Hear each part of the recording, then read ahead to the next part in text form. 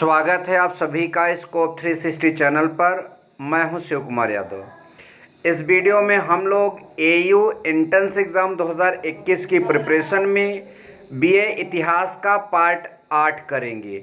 और आज का हमारा जो टॉपिक है वह है गुप्त वंश। गुप्त वंश से रिलेटेड काफ़ी इम्पोर्टेंट प्रश्न इस वीडियो में होने वाले हैं।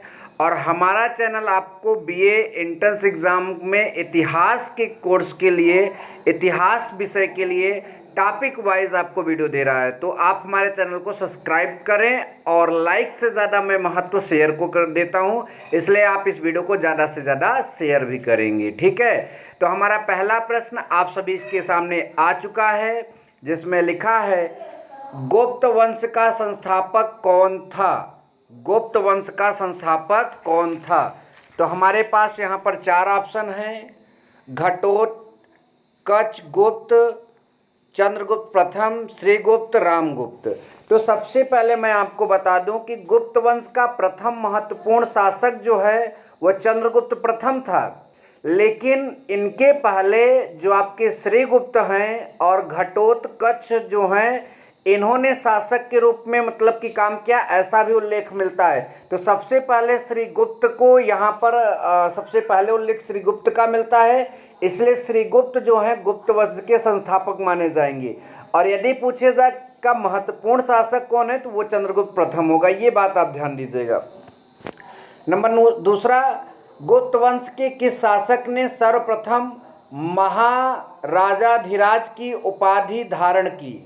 गुप्त वंश के किस शासक ने सर्वप्रथम महाराजाधिराज की उपाधि धारण की? तो ये आप सब लोग ध्यान दीजिएगा, ये धारण करने वाले जो थे चंद्रगुप्त प्रथम।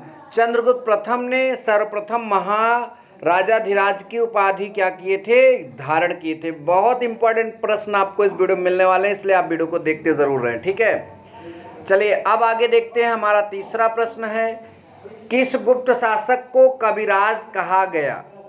Option A Samudragupta, option B Kumaragupta, option C Skandagupta and option D Ramagupta.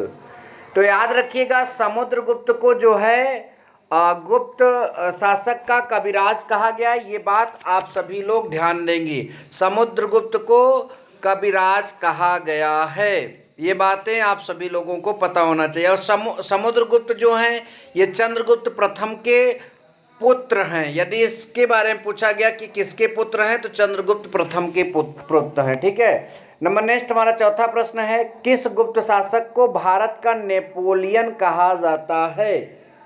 तो यहाँ पर option A Samudragupta, option B Kumaragupta, option C Chandragupta द्वितीय एंड ऑप्शन डी रामगुप्त। तो एक बार फिर से आपका ऑप्शन समुद्रगुप्त पर ही जाएगा। इनको भारत का नेपोलियन कहा जाता है।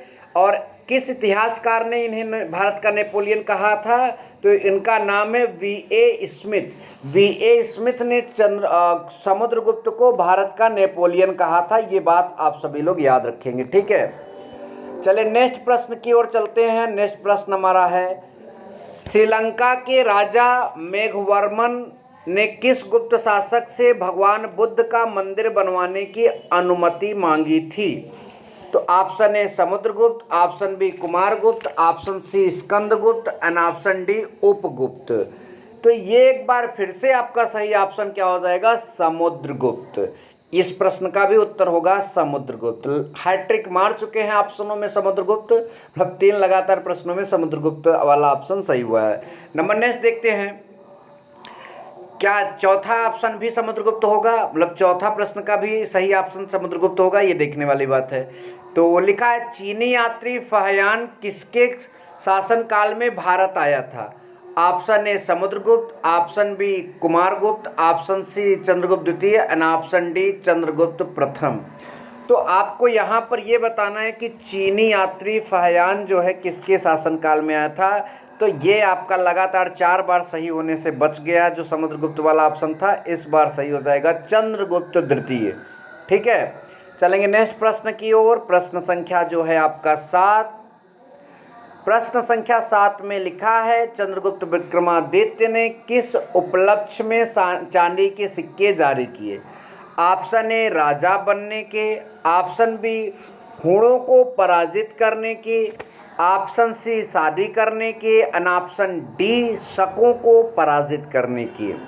तो देखिए चंद्रगुप्त विक्रमादित्य ने जो है, पहली बात तो आप सबको मैं ये बता दूं, चंद्रगुप्त द्वितीय को ही विक्रमादित्य बोला जाता है। इन्होंने शकों को पराजित करके विक्रमादित्य की उपाधि धारण की और चांदी के सिक्के चलाए। तो शकों को पराजित करने के बाद विक्रमादित्य की उपाधि भी इन्होंने ग्रहण किया चंद्रगुप्त द्वितीय ने, और साथ ही साथ इन्होंने चांदी के सिक्के को भी चलाया। तो यह आपका जो ऑप्शन नंबर यहाँ पर डी है, इस प्रश्न में सही ऑप्शन बन जाएगा। नंबर 8वां प्रश्न हमारा है, गुप्तकालीन नवरत्न किस शासक के दरबार में थे? गुप्तकालीन नवरत्न किस शासक के दरबार में थे? Option A Samudragupta, option B Kumaragupta, and option C इसका चंद्रगुप्त द्वितीय, एंड ऑप्शन डी स्कंदगुप्त।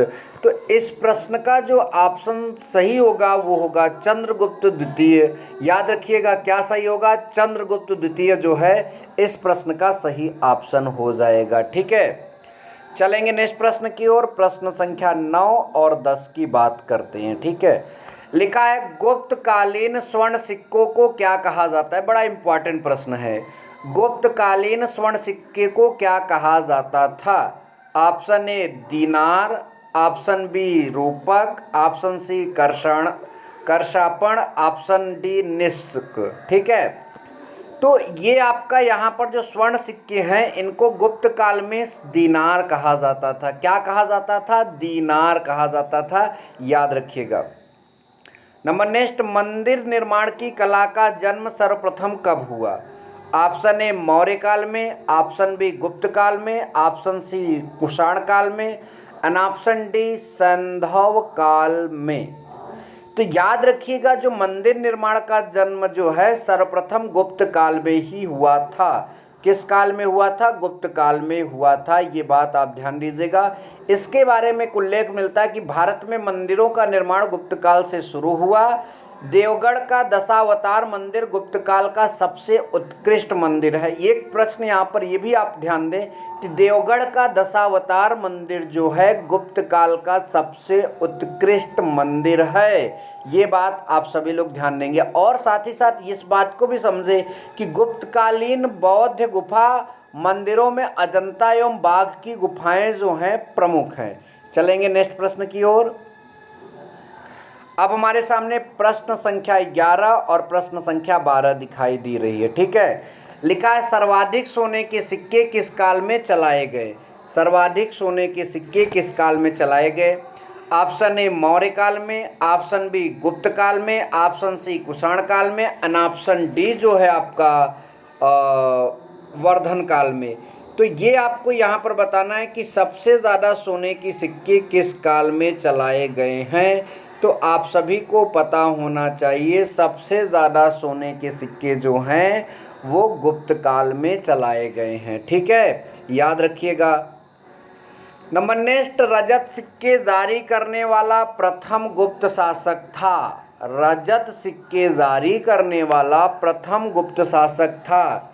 रजत मतलब चांदी, तो चांदी के सिक्के को जारी करने वाला प्रथम गुप्त शासक कौन था? आपको इसमें से बताना है। ये बात आप सभी लोग ध्यान दें। तो इस प्रश्न का उल्लेख हम पहले भी कर चुके हैं और इस प्रश्न का सही ऑप्शन हो जाएगा चंद्रगुप्त द्वितीय।